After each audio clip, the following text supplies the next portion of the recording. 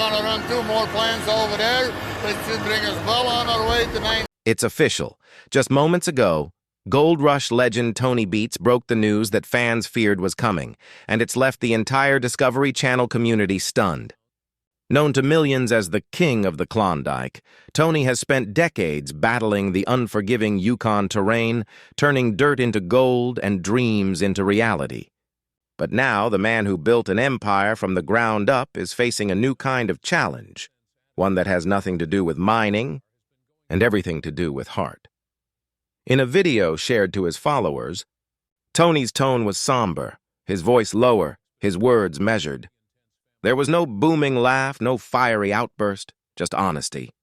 For years, he's been the face of perseverance, showing the world what true grit looks like. But tonight, his message was different. It wasn't about gold, success, or machinery. It was about loss, family, and the cost of chasing a dream. As rumors swirl across social media, fans are left wondering what happened. Has Tony decided to retire from the mine? Is his health in danger? Or has tragedy struck the Beets family once again? For a man who's built his life on hard work and resilience, this moment feels heavier than any storm the Yukon has ever thrown at him. Let's uncover the heartbreaking truth behind Tony Beets' sudden announcement, and the emotional story that has shaken the Gold Rush world to its core. For years, Tony Beets has been the face of pure determination. Through blizzards, machinery breakdowns, and financial uncertainty, he became a symbol of what it means to never give up. Fans of Gold Rush have watched him turn piles of mud into gold, all while barking orders in that unmistakable Dutch-Canadian accent. But behind the rough exterior and booming voice lies a man who has carried the immense weight of responsibility, not just to his crew, but to his family and the fans who see him as a hero. Over the past few seasons, some viewers began to notice subtle changes. Tony wasn't the same unstoppable force he used to be. His movements were slower, his temper shorter, his face marked with a quiet exhaustion that couldn't be hidden by his signature beard. Even his daughter Monica, a regular presence on the show, once mentioned that her father had been pushing himself too hard. "He doesn't stop," she said in an emotional confessional. "Even when we tell him to take a break, he just keeps going." Those words, once brushed off as part of Tony's tough persona, now feel haunting. Behind the scenes, his crew had grown worried. The endless 16-hour workdays, the constant pressure to produce results, and the physical toll of operating heavy machinery in the unforgiving Yukon had started to take their toll. Tony, however, refused to admit it. "If I can still walk, I can still work," he often joked. But his body was beginning to tell a different story. In interviews earlier this year, fans noticed how different he looked. The once fiery miner seemed distant, reflective, almost melancholy. When asked about the future of his operation, Tony's response was unusually hesitant. "You can't fight the land forever," he said, looking away from the camera. "It always wins in the end." No one could have guessed that behind that cryptic comment lay a deeply personal struggle. Sources close to the Beets family revealed that Tony had been battling several health complications in recent months, the kind that force even the strongest men to stop and think about what really matters. Those who know him best say he tried to keep it quiet, not wanting to worry his family or disappoint his fans. But it wasn't just health. The emotional weight of decades in the Yukon had started to break through his armor. Friends say that after filming Wrapped last season, Tony began spending more time at home with his wife, Minnie, and their children. "He's been quieter lately," a longtime crew member shared. "He's not talking about gold anymore. He's talking about family, about what comes next." That shift in tone spoke volumes. For a man who once measured his life in ounces of gold, the realization that time, not treasure, is the most valuable resource was a turning point. So when Tony finally appeared on camera recently to deliver his announcement, fans instantly knew it wasn't going to be good news. Gone was the fiery glint in his eyes. In its place was the look of a man finally ready to face what he'd been avoiding. The words that followed left fans in stunned silence. After years of mining through pain, loss, and struggle, Tony was ready to admit that something had to change.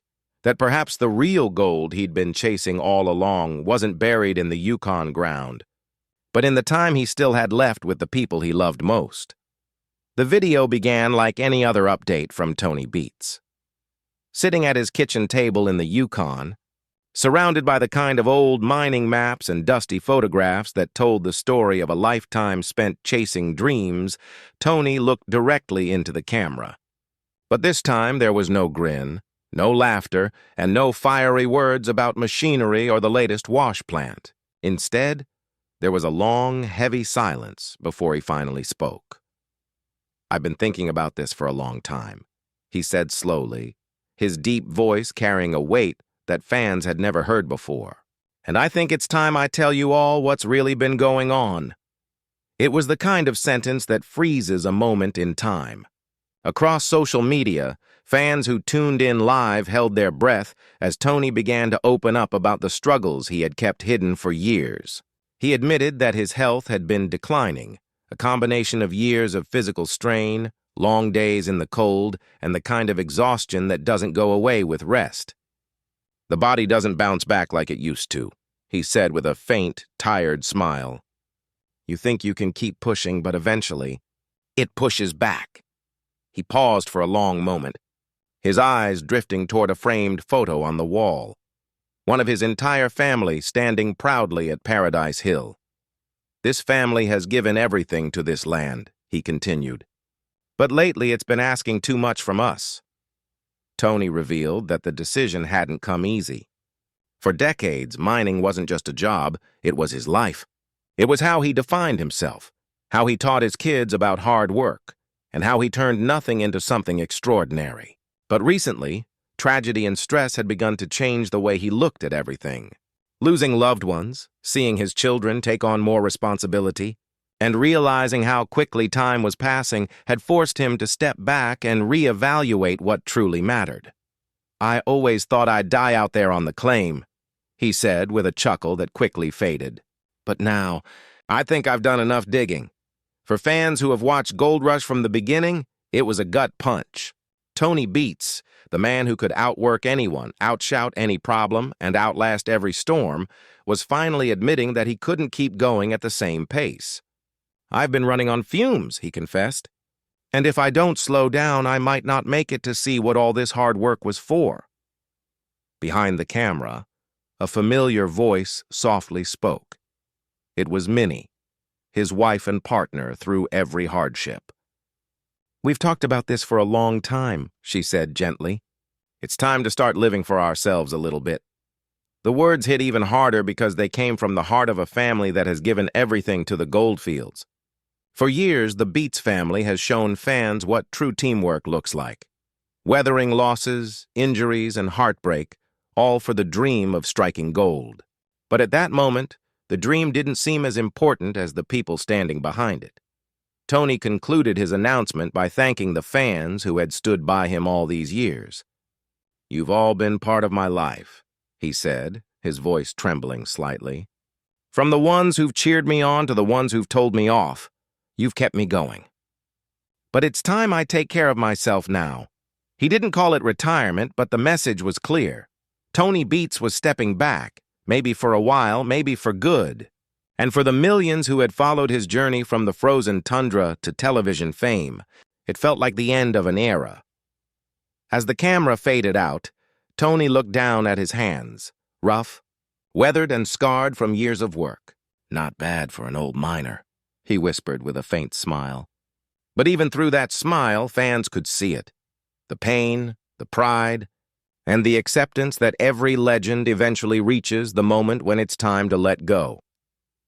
The moment Tony Beets' announcement went live, the Gold Rush world stood still.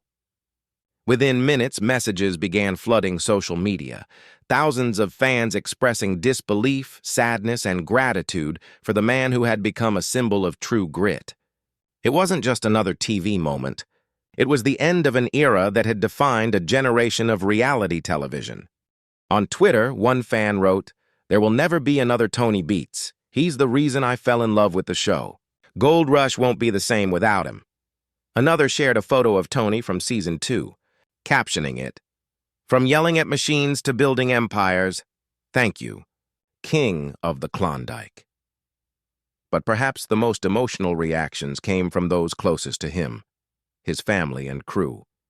His daughter, Monica, who had grown up under the roar of excavators and the harsh winds of the Yukon, took to Instagram to share her thoughts. Posting an old picture of her father standing beside a massive dredge, she wrote, "You've shown me what strength really means. Dad, you've earned your rest." Her words, simple yet heartfelt, perfectly captured what everyone already knew, that Tony wasn't just a miner or a TV star. He was the rock that held his family together. Meanwhile, Tony's son Kevin, who had stepped up as a major force in the operation in recent years, shared a more reflective message. "We'll keep the spirit alive," he wrote. "Everything I know about hard work and integrity I learned from him. It's not goodbye, it's just a new chapter." Even Parker Schnabel, Tony's longtime Gold Rush rival and friend, broke his usual stoic demeanor to post a short message. "Respect where it's due. Tony's one of the toughest men I've ever met. Wishing him all the best." Coming from someone who rarely shows emotion, those words carried deep weight. Behind the scenes, the Gold Rush production crew were reportedly in shock. Some insiders revealed that Discovery had been preparing for Tony's possible exit, but were still caught off guard by how suddenly it happened. "He's the heart of the show," one crew member said. "You can't replace a personality like that. Tony doesn't just mine gold, he is gold. For his wife, Minnie, the moment was bittersweet. Those who know her say she has been the quiet strength behind Tony's success. While Tony handled the mines, Minnie handled the business, keeping everything running smoothly through the chaos." In a brief message shared later that evening, she said, "We've been through a lot of storms together. It's time to slow down and enjoy what we've built." Fans were deeply moved by her words. Many had watched the two stand side by side through triumphs and heartbreak, including the loss of their daughter Jasmine years ago, a tragedy that forever changed their lives. Through all of it, they never gave up. And now, watching Tony finally take a step back, fans felt a mix of sadness and admiration. In Dawson City, where Tony is considered something of a local legend, the reaction was just as heartfelt. Locals described him as a man who never took shortcuts, someone who gave back to the community and helped put the Yukon on the map. One miner who had worked alongside him for over a decade said, "Tony's like the Yukon itself, rough, tough, but full of heart." The news segments that followed painted the same picture. A hard-working immigrant who came to Canada with little more than a dream and turned it into a legacy that will live on long after the last ounce of gold is mined. As night fell across Paradise Hill, fans wondered what would come next. Would Tony truly retire, or would he eventually return, unable to resist the call of the Klondike? No one knew for sure. But what everyone did know was that the Gold Rush world would never be the same without him shouting orders over the roar of engines and the hum of the wash plant. Tony Beets didn't just dig for gold. He dug into the hearts of millions. And even as the Yukon winds blew cold that night, the warmth of his legacy could still be felt, echoing through every fan who had ever believed that with enough hard work, anything was possible. As the dust settles from Tony Beets' emotional announcement, one thing has become clear. This isn't just the end of another mining season. It's the closing of a historic chapter in Gold Rush history. For decades, Tony was more than just a television personality. He was a living embodiment of determination, grit, and the raw spirit of the Yukon.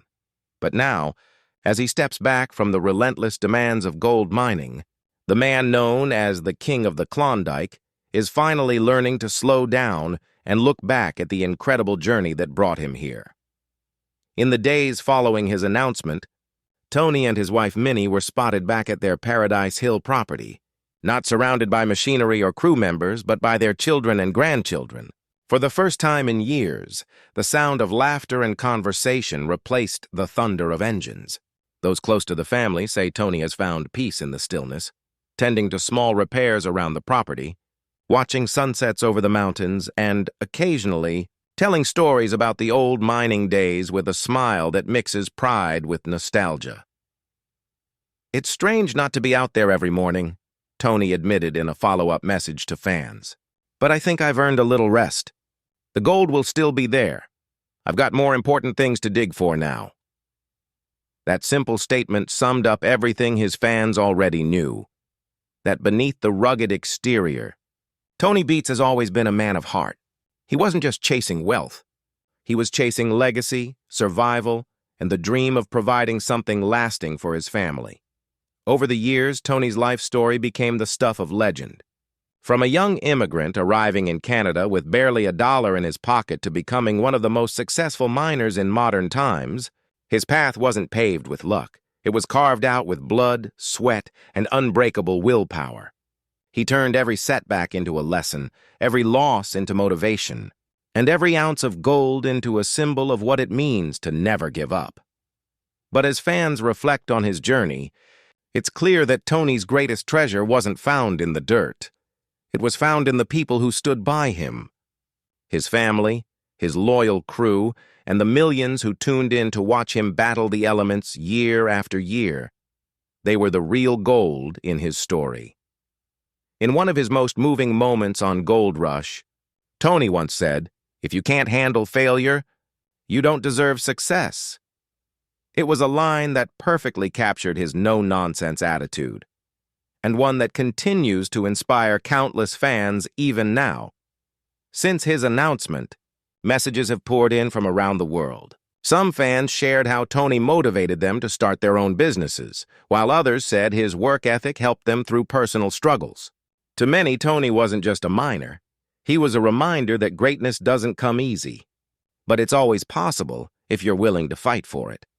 Despite the speculation about whether this marks his permanent retirement, Tony hasn't closed the door completely.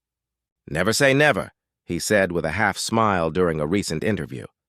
"The Yukon's in my blood. Who knows? Maybe I'll dig one more hole before I'm done." For now, though, his focus is clear: family, health, and peace. His wife, Minnie, summed it up best. "We've spent our lives chasing gold. Now it's time to enjoy the life we built with it." And perhaps that's the true ending Tony Beets deserves.